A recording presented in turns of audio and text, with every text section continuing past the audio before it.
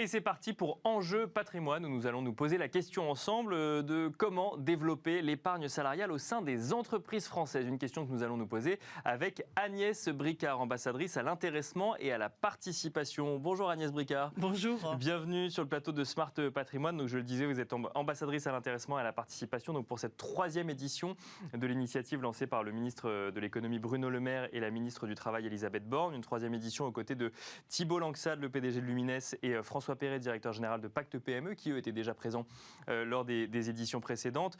C'est la première année donc pour vous. Je rappelle qu'avant cela, vous étiez et vous êtes toujours d'ailleurs vice-présidente de Pacte PME et présidente d'honneur du Conseil supérieur de l'Ordre des experts comptables. On va essayer d'échanger avec vous et d'évoquer cette 3e édition de cette mission. Ça veut dire qu'il y a toujours du travail, j'imagine, vis-à-vis des entreprises françaises et des branches professionnelles en matière d'intéressement et de participation. Si on devait dresser un petit peu les enjeux en ces débuts d'année 2022, pourquoi est-ce qu'il faut continuer à faire de la pédagogie vis-à-vis des entreprises françaises, Agnès Bricard ? Je crois principalement parce qu'on a quand même en tête que dans les entreprises, il faut renforcer le lien essentiel qui s'appelle l'intérêt commun entre les salariés, l'employeur, et puis les actionnaires. D'accord. Et c'est dans le cadre de rendre plus performante l'entreprise. Donc on part de ce principe. Et renforcer cet intérêt commun, c'est vrai, c'est une action à long terme. En même temps, il ne faut pas oublier que dans le cadre de l'épargne salariale, ça permet un financement à long terme de notre économie.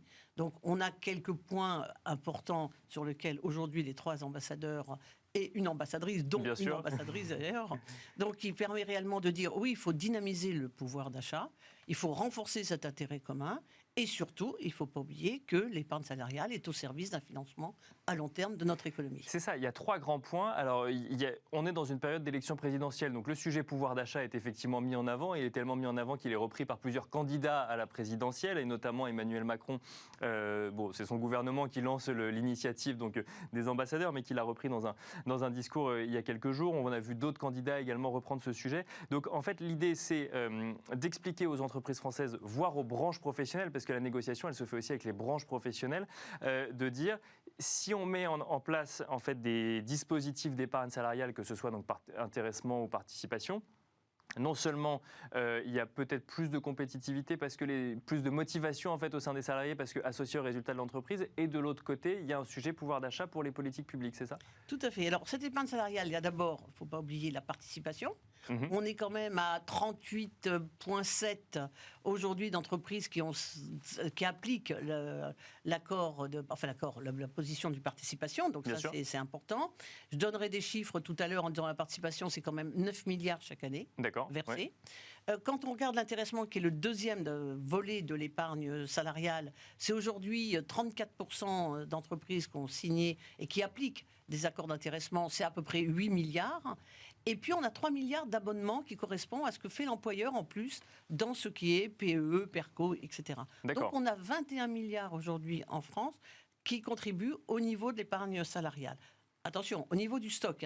Bien sûr, regardez, il y a 160 milliards aujourd'hui qu'il faut 160 milliards mis dans les PE, PERCO, etc., qui s'appelle vraiment de l'épargne salariale, mais qu'il faut comparer aux 1800 milliards d'assurance vie quand même. Bien sûr, Donc, il y a des vrais enjeux pour salariés, employeurs, actionnaires. Et d'ailleurs, pour revenir à ce triptyque, on va dire, il ne faut pas oublier que on a un ambassadeur, Thibault Langsade, comme le 2e, François Perret, c'est important, qui justement ont porté depuis 2019, puisqu'ils ont une mission en 2019, puis en 2020, et moi je suis intervenu donc fin 2021, le dividende salarié. Oui, bien sûr. Oui. Et justement, ce dividende salarié, il y a une corrélation très étroite avec le dividende actionnaire. Donc, contribuer à la même performance au niveau des entreprises, c'est aussi faire en sorte que, réfléchissons quand on verse. Bon, on va regarder, a priori, cette année, il y a 66 milliards de dividendes actionnaires qui pourraient être versés. Si on compare à nos 21 milliards d'épargne salariale, c'est vrai qu'il y a quand même une position à revoir. Donc, dividendes salariés, dividendes actionnaires, culturellement, il faut y réfléchir. Et je pense que dans 10 ans, quand on se projette à 10 ans, ça sera une évidence. Alors justement, ce dividende salarié, donc c'est une proposition portée par Thibault Langsade dans un premier temps, et donc ce que vous nous dites, c'est que vous êtes tous les trois ambassadeurs, vous partagez cette position sur le dividende salarié. On peut quand même rappeler rapidement ce que c'est. Donc c'est l'idée d'appliquer un mécanisme qui aujourd'hui existe pour les actionnaires. Donc en fait, on verse des dividendes en plus, une fois que le chiffre d'affaires est suffisamment bon et qu'on n'a plus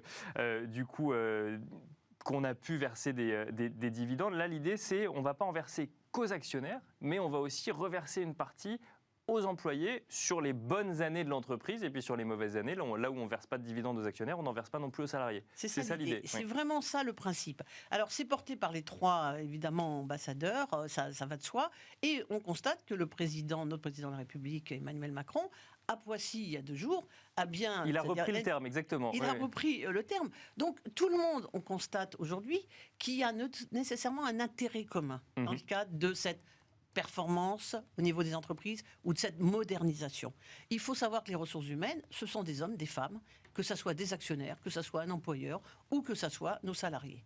Donc il ne faut pas oublier qu'on a quand même plus de 20 millions de salariés dans le monde privé. C'est essentiel à la contribution de la richesse économique d'un pays. Voilà pourquoi on porte ce projet à cœur. Mais il ne faut pas oublier les petites entreprises. Les moins de 11 salariés, il y a une loi du 17 juin 2020 qui permet aujourd'hui, sur décision unilatérale de l'employeur, d'assurer un intéressement, de mettre en place un intéressement.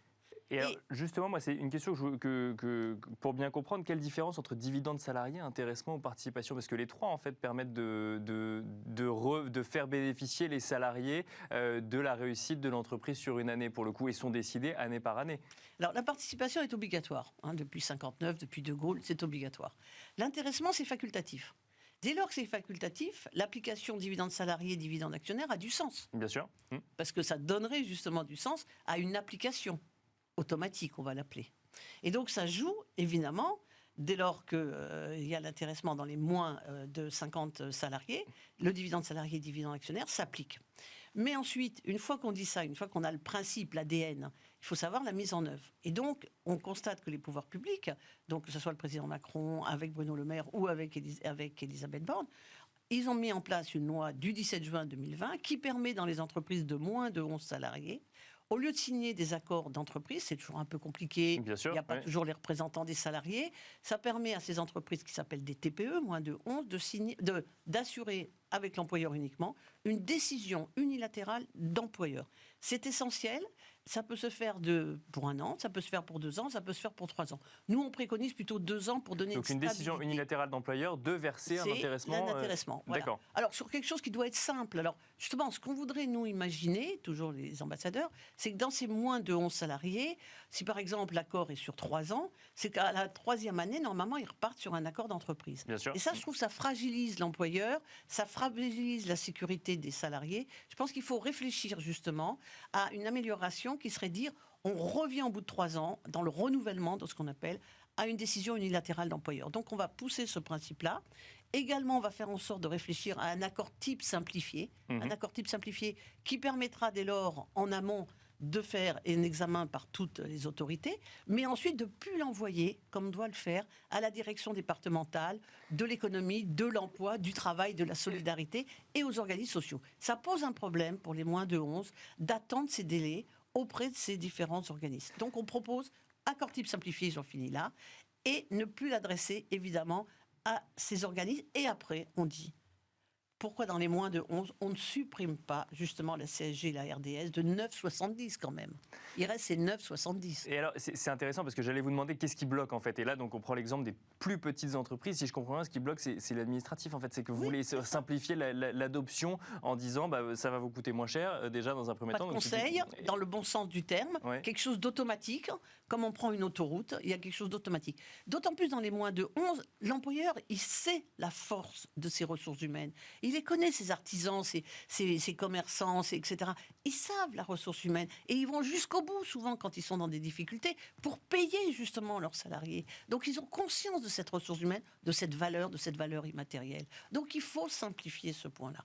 Par contre, Et donc là, ce serait à la décision du dirigeant d'entreprise, systématiquement. On ne serait pas sur des accords de branche ou autre. Non, là, c'est vraiment selon la réalité, en fait, du quotidien de l'entreprise en question. Mais pour le coup, alors, l'argument qu'on peut entendre, c'est on ne donne pas la voix aux salariés de mettre en place ou non ce dispositif. Pour le coup, c'est le dirigeant d'entreprise qui décide. Oui, mais puisqu'il s'agit d'une position favorable pour les salariés, ce n'est pas du tout une substitution à un salaire, qu'on soit clair. C'est un complément de rémunération. Bien sûr, oui, ça ne change rien au salaire traditionnel. Voilà, donc ça ne pose aucun problème aux salariés, puisque ce n'est qu'un avantage.